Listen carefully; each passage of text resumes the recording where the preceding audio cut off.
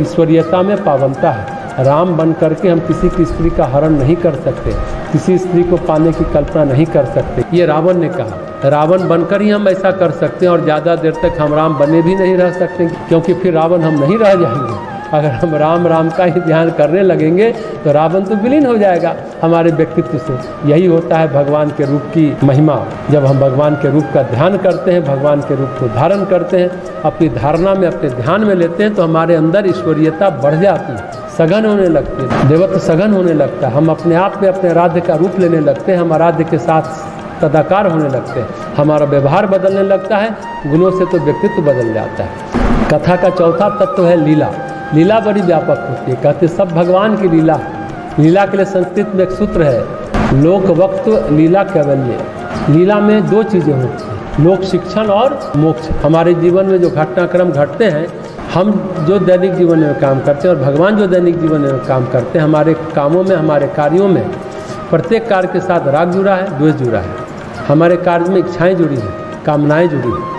लीला में ऐसा कुछ नहीं होता। लीला जो होती है बड़ी निर्दोष होती है, बड़ी निष्कलुष होती है, अहंकार शून्य होती है। हम जो करते हैं वो एक तरीके से मूर्छा और बेहोशी में करते चले जाते हैं। अरे हमें ये नहीं करना है, अरे हमने ये कर लिया। लीला में ऐसा नहीं होता, इसलिए लीला मनुष्य नहीं कर सकता, नारायण ही कर सकते हैं। नर लीला नहीं कर सकता, नारायण लीला करते हैं। नारायण नर होकर के जो कार्य करते हैं वो लीला होती है। हमें लग रहा है कि राम रावण से लड़ रहे हैं, हमें लग रहा है कि राम रावण के प्रति क्रोधित है, पर ऐसा होता नहीं है। उनका क्रोध केवल उनका अभिनय होता है।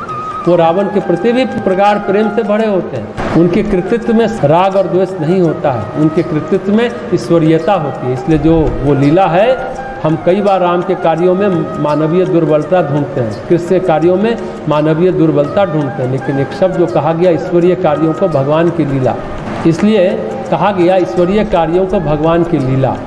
उसमें ना तो द्वेष है ना तो दोष है। लीला के कारण भगवान का व्यक्तित्व विराट होता है। व्यक्ति के रूप में जो विराट होते हैं वो राम कथा में राम की लीला है। लीला से लोक शिक्षण होता है कि हमें कैसा जीना चाहिए।